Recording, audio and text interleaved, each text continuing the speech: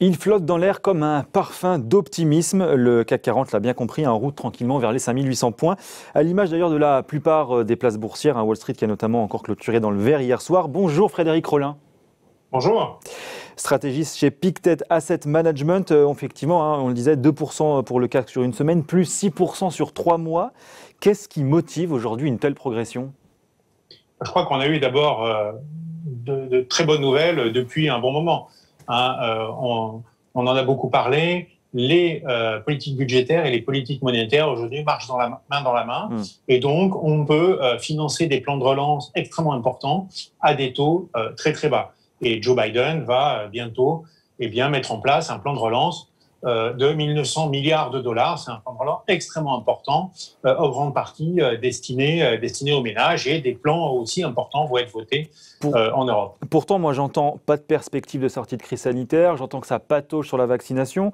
On entend quand même une reprise d'activité économique qui est, on va dire, très tranquille. On n'est d'ailleurs pas sorti de la crise d'ailleurs, mais ça, en fait, le CAC s'en fiche.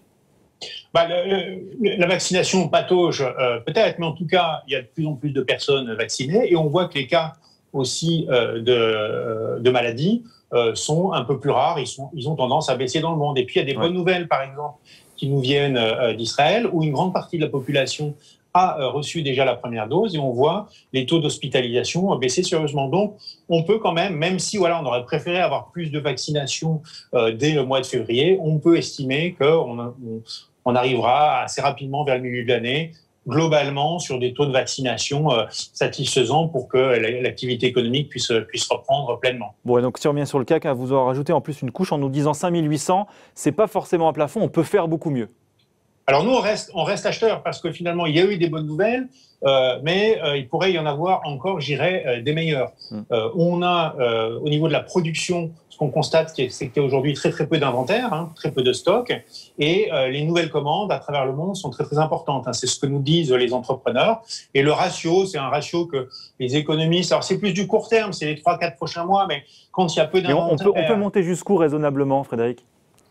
Nous, on pense, si on est acheteur action, on pense qu'on peut encore monter de quelques pourcents, mais je dirais 5%, c'est déjà très largement suffisant pour battre les marchés obligataires, et peut-être aller un petit peu plus haut. Ça, je dirais, on le verra, on est déjà acheteur aujourd'hui, on pense que ça vaut le coup, effectivement, de prendre le risque aujourd'hui de maintenir une pondération action malgré des marchés plus hauts. Donc, reprise de la production. Et puis aussi, surtout, je pense que les bonnes surprises qu'on peut avoir, c'est au niveau de la consommation.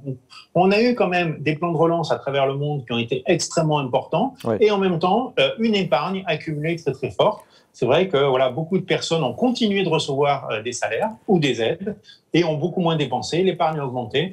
Elle pourrait être dépensée au cours de l'année 2021. Et si on s'éloigne un peu du CAC, et vous le disiez, avec des taux en plus qui restent toujours très bas finalement.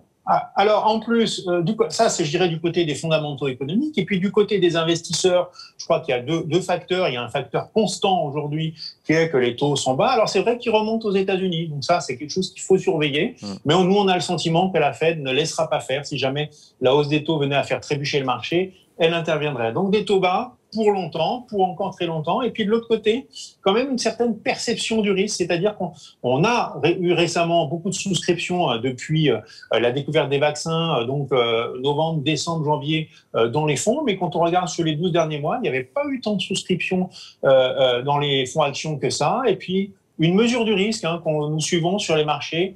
Dans notre jargon, ça s'appelle le VIX, mais c'est le coût de la couverture. Est-ce que ça coûte cher de se couvrir contre une baisse des marchés, la volatilité implicite? Aujourd'hui, ça coûte quand même encore un peu cher, et ça montre bien que l'optimisme est là chez certains investisseurs, mais pas sur tout le monde. Donc là, de ce point de vue-là aussi, on a encore un petit potentiel de hausse. Et qui va en profiter le plus ? Alors pour nous, je dirais du côté régional, c'est vrai que la croissance européenne va rester plutôt modéré. On va plutôt chercher, nous, du côté de l'Asie. On voit que l'Asie a bien résisté, avec une croissance quand même, par exemple, chinoise, qui reste positive l'année dernière, qui va être très supérieure à la croissance développée l'année prochaine. Donc voilà, une meilleure résistance, un bon mix produit, un continent qui est très très compétitif et finalement encore assez peu détenu par les investisseurs internationaux. Ça reste, vous savez, les actions émergentes, donc on a un petit peu peur d'aller sur les investissements émergents. Et nous, on pense que l'année 2021, ben, ça sera l'année où les investisseurs vont se dire, mais attention, cette croissance économique finalement asiatique, elle a mieux résisté pendant les crises, elle est plus forte pendant les rebonds. Les économies asiatiques sont véritablement diversifiées. La Chine est aussi diversifiée que les États-Unis. Et donc, c'est du solide. Ça vaut le coup quand même de mener les valorisations plus haut. Ça, c'est pour l'Asie. Et au niveau sectoriel, qu'est-ce qui peut fonctionner? Qu'est-ce qui est intéressant en ce moment? Alors, nous, on regarde les matières premières. Il y en a une qui nous intéresse particulièrement, c'est toute la filière bois. D'abord, structurellement, les forêts sont réduites aujourd'hui alors que la demande augmente. Donc, il y a quand même un soutien structurel à la filière bois. Et puis, je dirais, il y a deux moteurs essentiels à la filière bois.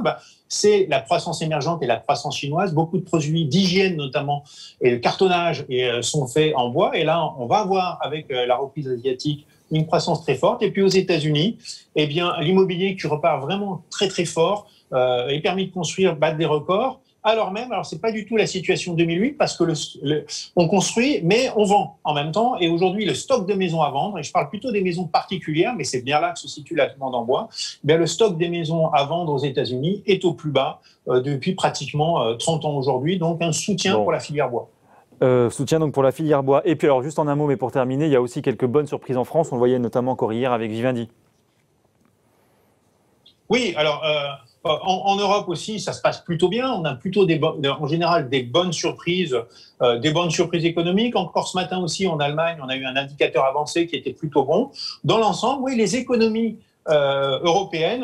Il y a un indice qu'on regarde qui s'appelle l'indice d'Oxford, qui est la puissance des confinements. Ils sont aussi forts aujourd'hui, d'après cet indice, que ce qu'on a eu pratiquement au pire en mars. Et pourtant, les économies résistent mieux. Je pense d'une certaine façon, il y a certaines parties de l'économie qui ne peuvent guère aller plus bas, comme la restauration ou certains éléments de transport. Ça a un potentiel de rebond. Et puis aussi, beaucoup d'entreprises ont pu réorganiser leur chaîne de production. Voilà, on travaille maintenant plus facilement sur Zoom.